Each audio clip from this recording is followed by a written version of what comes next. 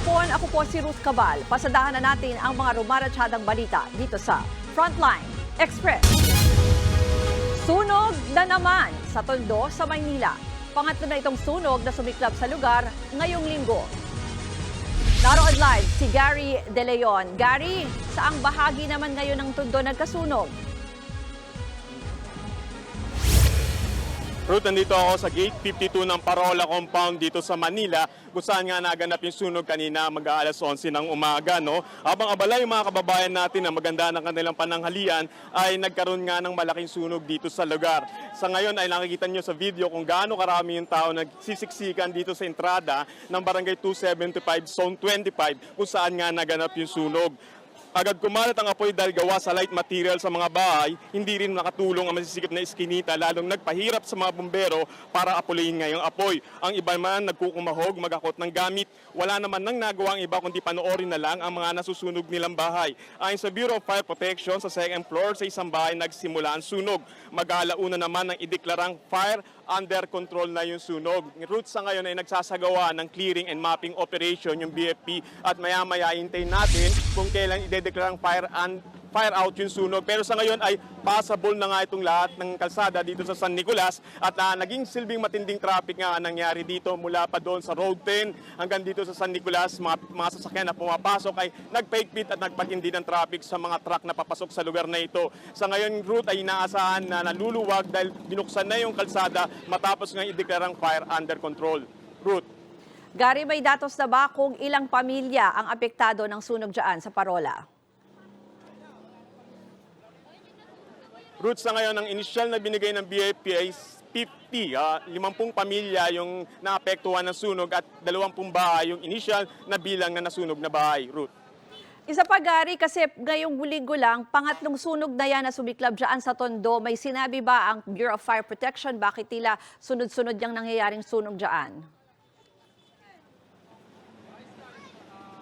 Sabi ng BFP, sa tinitingnan nilang anggulo rito, kaya nagkakaroon ng sunog yung illegal connection ng kuryente at yung matinding panahon na nagpapasiklab ng mga bahay rito dahil karamihan nga ng mga bahay dito ay gawa sa light materials, mga kahoy at mga yero lamang at hindi maiiwasan nga na magkaroon ng sunog dahil nga dikit-dikit yung mga tao at dikit-dikit din yung mga bahay dito sa Parola. Ruth.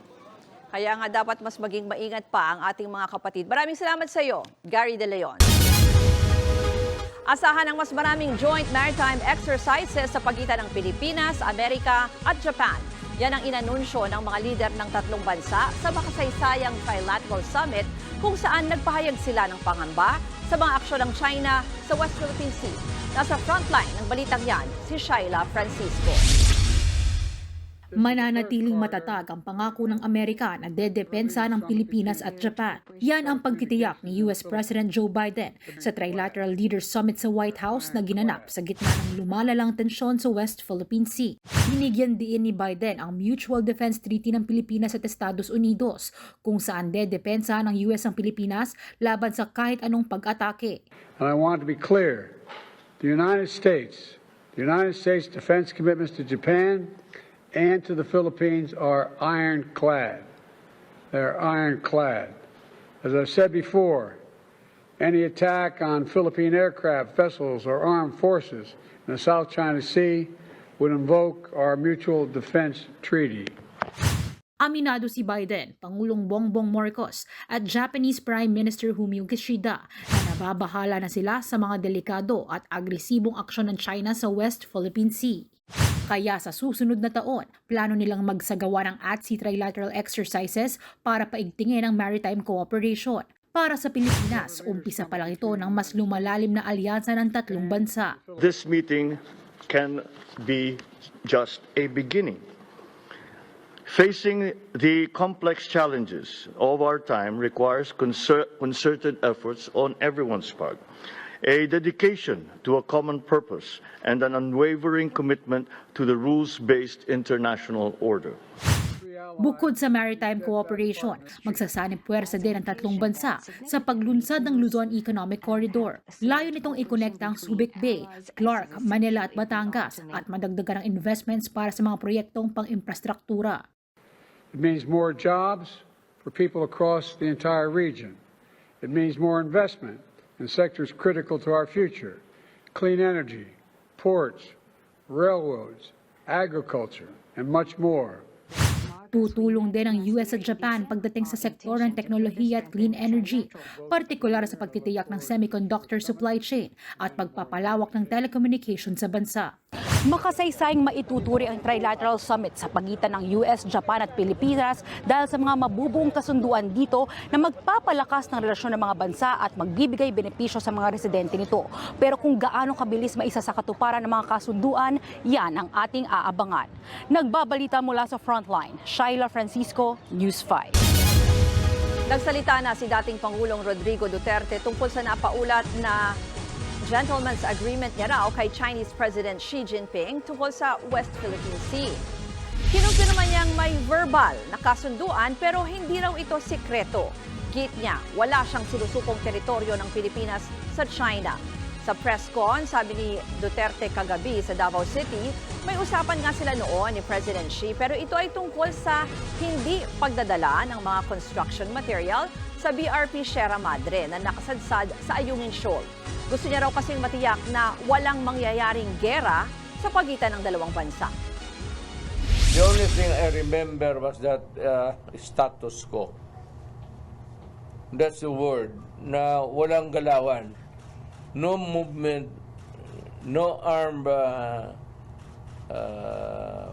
patrols there, as is where is, para walang magkagulo. You cannot bring in materials to repair and improve. I assure you that if it was a gentleman's agreement, it would always have been an agreement that would keep the peace in the South China Sea. Sabi pa ni Duterte, sana raw tinawagan na lang siya ni Pangulong Bongbong Marcos para malaman ang totoo. Binalaan niya rin si Marcos na huwag buyuin ang China sa Ayungin Shoal para hindi magkagera. Lalo't hindi naman daw tutulong ang Amerika sakaling magkagulo. Kung may agreement man kami ni President Xi Jinping, walang secret agreement yan. We agree. Then after that, yung agreement namin, isasabi namin sa mga tao, foreign affairs particularly, to verbalize everything that is being said in whisper. Kung meron man. Samantala, hindi naman daw makikialam si dating Pangulong Rodrigo Duterte sa paghahanap ng mga otoridad sa kaibigan niyang si Pastor Apollo Kibuloy. Wala rin daw balak si Duterte na tanggapin si Kibuloy kung sa kanya ito personal na susuko. Pinaghahanap ngayon si Kibuloy dahil sa mga kasong child abuse at human trafficking. May arrest order din siya mula sa Senado dahil sa patuloy na pagbaliwala sa investigasyon laban sa kanya, kaugnay naman ng mga reklamo ng pang-aabuso. Sabi pa ni Duterte, posibleng nasa Davao City pa si Kibuloy, partikular umano sa Tamayong Prayer Garden o sa Kingdom of Jesus Christ compound. May nakamba namang taas presyo sa mga produktong petrolyo sa susunod na linggo. Posibleng tumaas ng hanggang piso ang kada litro ng diesel at kerosene, habang 20 centavos naman ang posibleng madagdag sa kada litro ng gasolina. Ayon sa Department of Energy, isa sa mga dahilan ng posibleng price hike ay ang tumitinding sigalot sa Gaza Strip. Marami pang aabangang balita sa pagbabalik ng Frontline Express.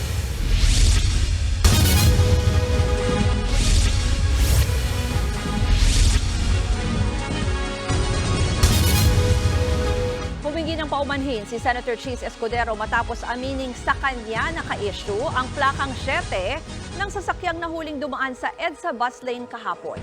Hindi anya otorisado ang pagkakagamit dito at driver umano ng kamag-anak niya ang nagmamaneho.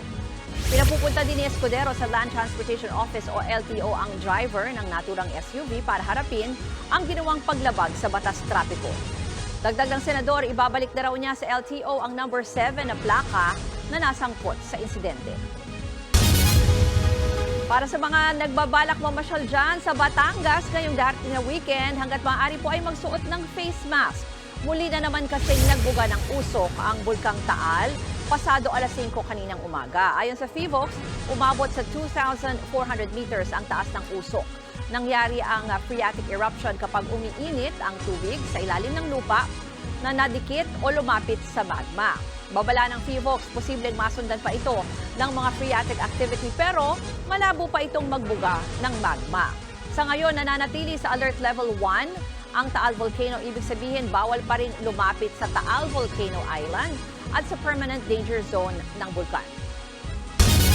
Sinampahan na ng kasong kriminal ng Department of Environment and Natural Resources o DENR ang dalawang vlogger na nandakma ng mga tarsier sa South Cotabato. Kasong paglabag sa RA 9147 o Wildlife Act of the Philippines ang haharapin ng dalawa. May parusa itong 1 hanggang 6 na buwang pagkakakulong at multang aabot sa 50,000 piso. Sa vlog ng tinawag na Farm Boy, nakitang dinakma nila at ng kanyang kasama ang dalawang tarsier at pilit pang pinangingiti sa kamera. Sabi raw ng dalawa sa DENR, hindi nila sinasadya ang kanilang ginawa sa mga tarsier. Nauna nang nagbabala ang mga eksperto na masama ang epekto ng panghahablot sa mga tarsier dahil posible silang ma-stress ng sobra at baka ikamatay pa ito. Update naman sa naiulat na nagnakaw ng isang kaserola ng adobo sa Nueva Vizcaya. Arestado na ang 4 na lalaking suspect dito. Nasa pool sa CCTV ang magkasunod na pagdating ng 4 sakay ng 2 motorsiklo sa tapat ng isang karinderya sa bayan ng Bagabag noong Miyerkules. Bumaba ng motor ang isa sa kanila at mabilis na kinuha ang isang kaserola na may lamang adobo. Agad itong sumakay sa motor at tumakas. Napag-alamang isa sa mga suspect ay menor na edad, kaya 3 lang ang sasampahan ng kasong theft. Pero hindi na rin yan umusad matapos pakiusapan ng mga suspect ang may-ari ng karinderya. No comment naman ang 4 na suspect kung bakit nila nagawa ang pagnanakaw ng ulam. Sa ibang balita, pumanaw na ang kontrobersyal na dating football star at murder suspect na si O.J. Simpson. Namatay si Simpson sa prostate cancer sa edad na 76. Naging matunog ang kanyang pangalan noong 90s nang maging pangunahing suspect siya sa pagpatay sa kanyang ex-wife na si Nicole Brown at kaibigan nitong si Ron Goldman. Hanggang sa sumalang si O.J. sa tinaguriang Trial of the Century. Napawalang sala siya noong 1995 pero nakulong naman siya ng 9 na taon mula 2008 matapos madawit sa kasong pagnanakaw ng sports memorabilia at kidnapping. Narito naman ang mga balitang dapat niyong abangan sa Frontline Pilipinas. Huwag mo akong aalihin. I'm military. I'm from Armed Forces of the Philippines. Babaeng nagpakilalang taga-militar na galit ng sitahin sa pagdaan sa EDSA busway. News 5 exclusive, 2 kotse nagkabanggaan sa Antipolo. Isa sa mga sasakyan nakikipagkarera umano. At sa Frontline News Abroad, SUV at motorsiklo tumilapon ng maaksidente sa highway sa India. Yan ang mabilis sa pasada ng mga balitang dapat niyong malaman. Ako po si Ruth Cabal. Magandang hapon at happy weekend.